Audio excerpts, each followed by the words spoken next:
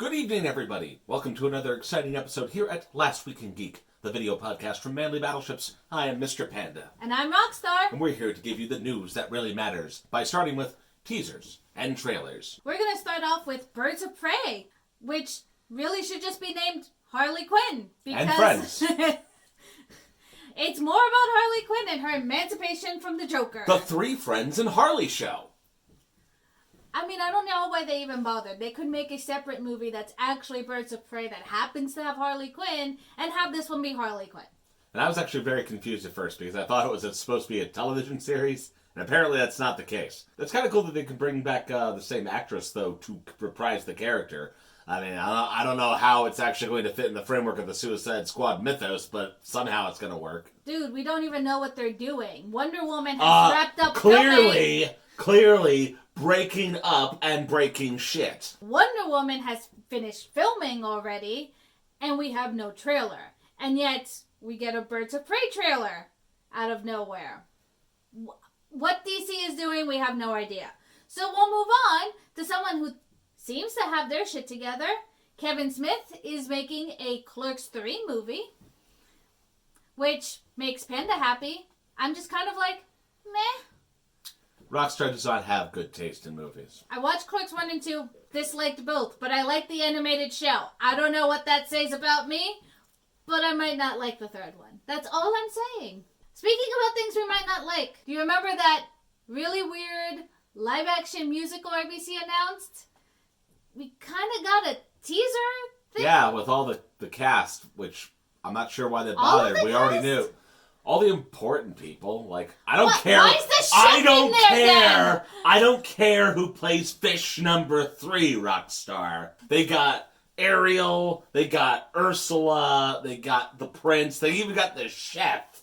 We're good. I don't need to know anyone else's name. I don't need to know the people's names who they're already showing. Because I'm not excited about this movie. Flounder's probably just going to be a dumb fish. He's not even going to have a singing role. Yeah, pout all you want. You know who I'm excited to see in live action? The chef. They're going to mess it up, but it's going to be exciting. This is still just a really weird combination of things. Animation, live action, what? I don't... Hee hee hee! Ho ho ho! You know, Roxstar is a French linguist. And so she very much appreciates the accuracy that they put into the chef character. Why are you making me racist? I have no idea what he's talking about. We're going to move on to another live action thing. It's going to be the behind the scenes from Cowboy Bebop. We got it from a corgi's perspective. So I thought that was really adorable. It was a really interesting way to bring up the fact that they're making the show, which is what they already said. Yes. Okay, I guess that's cool. Yeah, okay, that's a fun little video. It's cute. Video. Look at us, we're making the show, guys. Hooray! Look at the corgi, it's so cute! Yeah, we'll just proceed every Last Week in Geek with a picture of the dog. It'll be great. That's how we get all the subscribers, Roxstar. Why haven't we been doing this? We clearly need to make more videos involving the dog. Get streak on that. I now pronounce that Isabella should be in all of our thumbnails. Just all of them. She's never going to be in the video. She's just going to be in the thumbnails. Just a non-variable thumbnail, just a static picture of the dog in front of a green screen. We have more trailers because apparently New York Comic Con was a thing this weekend. So they just throw trailers at you like Star Trek Picard and Star Trek Discovery Season 3, which are only worth mentioning because they have a trailer. I really could care less about the content in those trailers. Well, you only don't care about Picard because you haven't seen The Next Generation. Star Trek Discovery, you guys can have that. I don't want that. But, you know, Picard looks like it could be, maybe, interesting if they follow things in the same vein as what they did with every other old character movie. Yeah, well, it's not fun to also have Streak be the old man who complains about every ship design that comes across in all the trailers. They have the windows in the wrong order! If you've been following our videos, you know how I feel about it. However, there is in fact a new sneak peek of a new Steven Universe season coming out. Or you could say it's a new show. It's called Steven Universe Future. It's kind of a short teaser. It's basically just the intro of the new season as far as we've been led to believe. And, you know, Connie there... Oh man, Connie, what's going on here? You aged really poorly and you really need to shave, visit the hair club for women, and lose some weight. Jesus. The hormones really kicked in poorly for her. But I think it's all that merging that, with Steven. That's what did it. Despite that, we have what is it? Like, it's supposed to be an epilogue, which I wasn't expecting any more after the movie, so... Makes you really wonder what the hell else there's to talk about. Now, you can see in a couple of the screen caps here, you got those looming villainous characters in the background, one of which is definitely familiar. Another one is probably familiar. Hi, Peridot. Also, just other Lapises. I don't know what the heck's going on here. There's other Lapises, aquamarines. Somehow in 3 years, Cactus. they've never been able to explain the extended lore of their society to Steven. So, who the hell knows? Rick and Morty, Morty and Rick, forever, 100 years, Rick and Morty, coming to you November 10th with this new sneak peek preview trailer thing. It looks like a trailer. Whatever. Well, not only that, it's just completely random. Just like you expect the show to be. If you've been following Big Mouth as closely as we have, you will be pleased to know that there's a spin-off series coming called Human Resources that looks to be about the world, the universe of these crazy characters that are floating around in people's imaginations. Hormone monsters, depression kitties, the shame wizard, all that. It's like that show about heaven and God wanting to blow up the earth because he's bored, Hey, great stuff. And you made fun of me when I talked about how the lore was going to come into play when we first talked about Big Mouth, so I am super excited for this spin-off show. And yet you'll notice they have to do it in the form of a spin-off show. I don't care. They're still doing it. I'm vindicated. She-Ra Season 4 has a trailer out because the season is coming out on November 5th of 2019. If it sounds like I'm not that excited, I'm not. And the primary reason is because I didn't realize that Season 3 had come out. To be perfectly honest with you, I got part into Season 2 and decided I'd come back later. And apparently they released another season in the meantime. And I had no idea. We're finally getting the 300th episode of South Park. And it's going to be about anti-vaxxers. It really feels like they're trying to get themselves banned this year since they failed last year. And they actually partially managed it. They got banned in China because of last week's episode. And they didn't even anti-China. Did they even have Winnie the Pooh in it? Yes. Oh! They had lots of Winnie the Pooh in it. It's so good. I didn't know that! If you have not been watching this season of South Park, you are truly missing out. I would recommend you go watch it. It's every Wednesday at 10 p.m. It's a show made with integrity. If you've been chomping at the bit for more Hunger Games for some reason, guess what? Suzanne Collins is about to hook you up.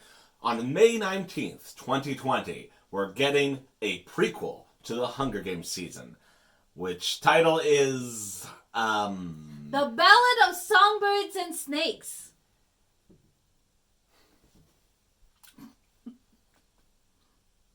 Something wrong with the name, Panda?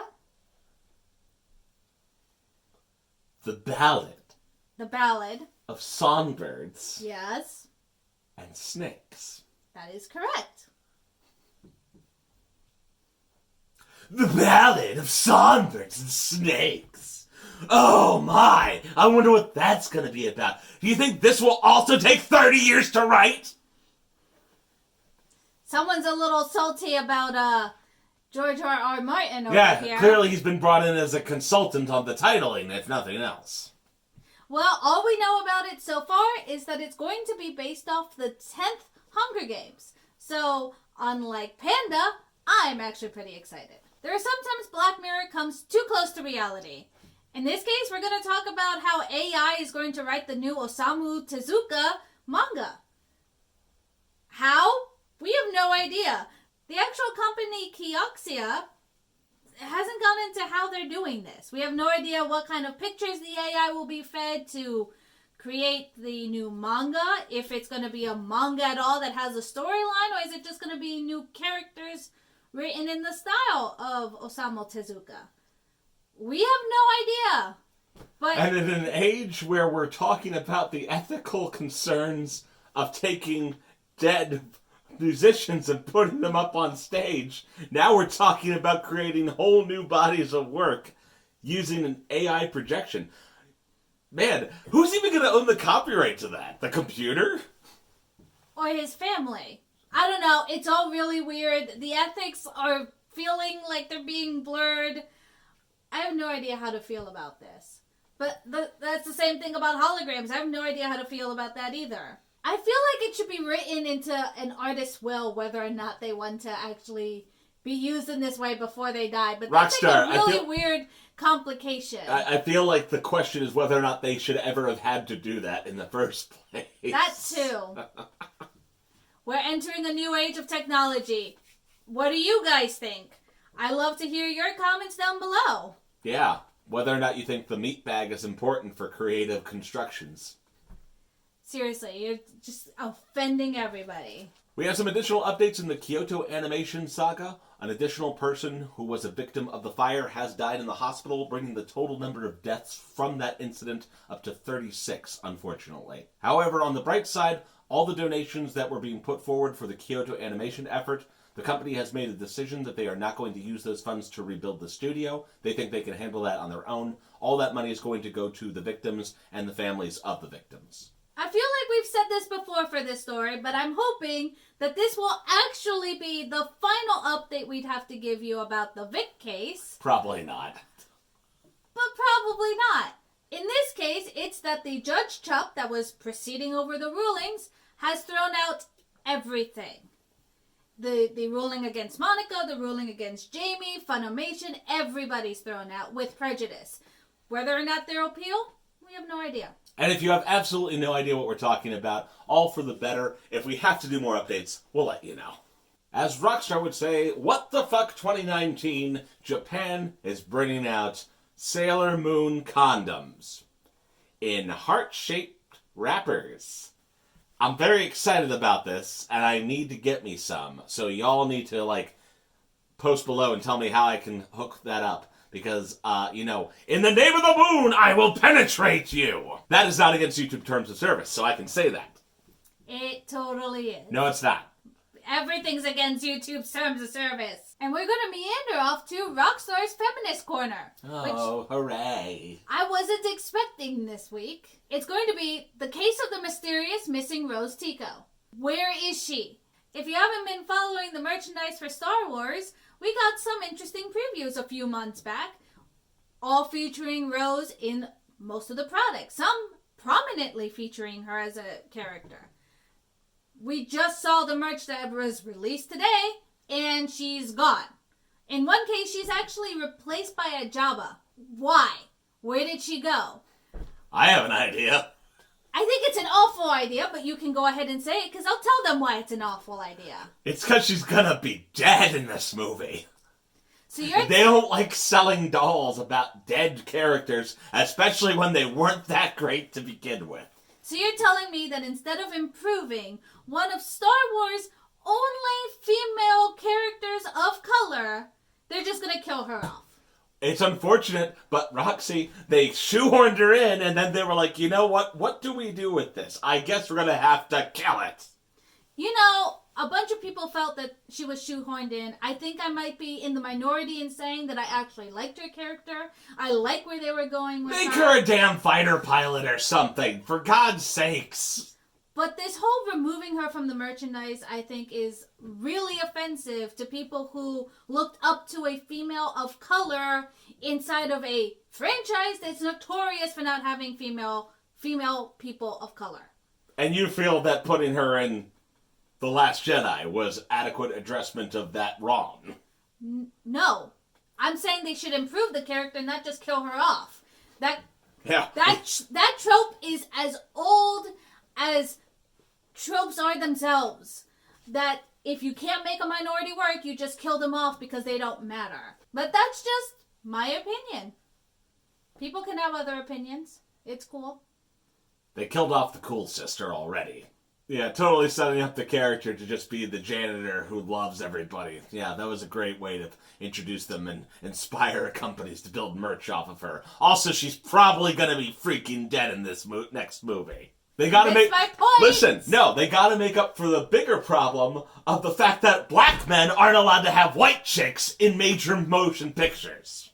Well, my god! The only way to fix this is to kill her off. Sorry. And closing out this week's episode, we're going to be talking about Martin Scorsese. Martin Scorsese is an epic filmmaker with a career spanning several decades, lots of awards under his belt, very well respected, even by people that he apparently does not care for in terms of their filmmaking skills. Martin Scorsese has said that the MCU is basically trash. Yes, I'm paraphrasing, but that is what he is saying.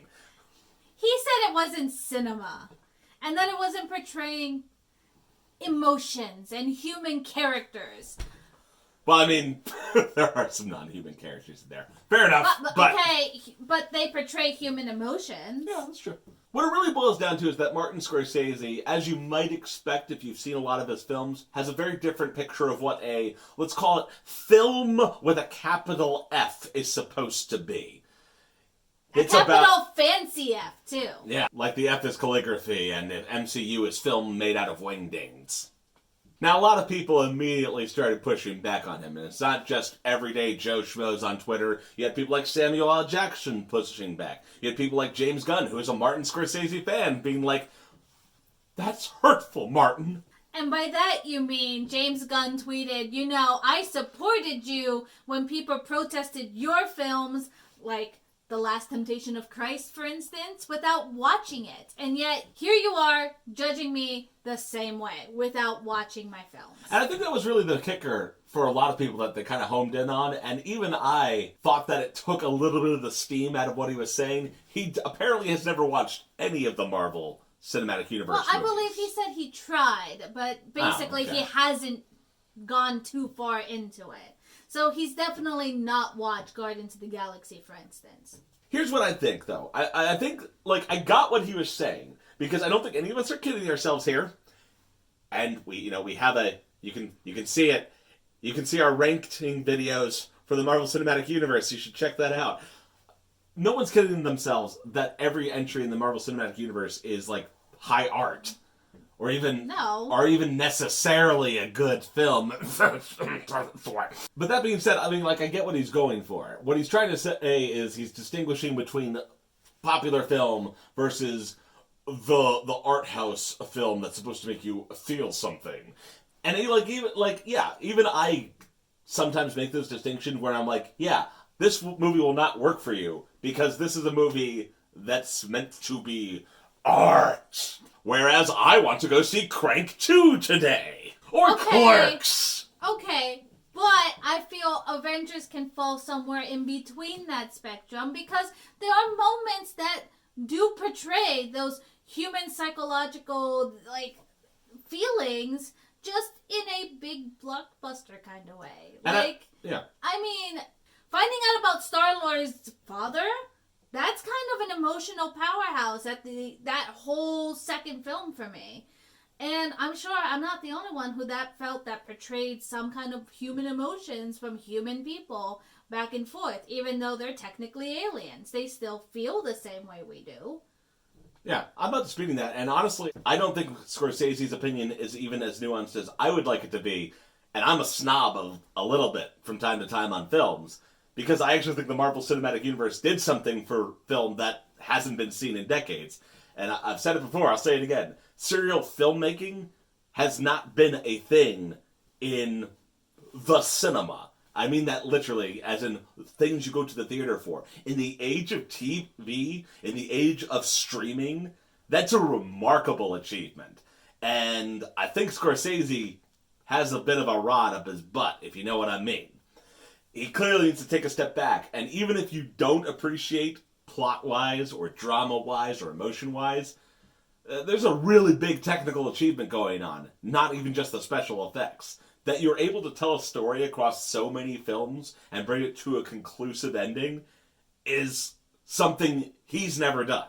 So maybe that's why he's missing out on the good parts of the MCU. But I think Samuel L. Jackson kind of summarized this the best.